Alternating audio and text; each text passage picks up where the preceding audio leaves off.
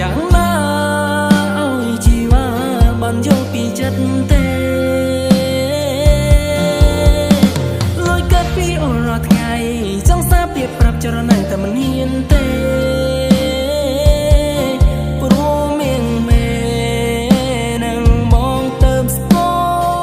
ល់គ្នាតែយូរទៅអារម្មណ៍នេះក៏ស្រឡាញ់អូនខ្លាំង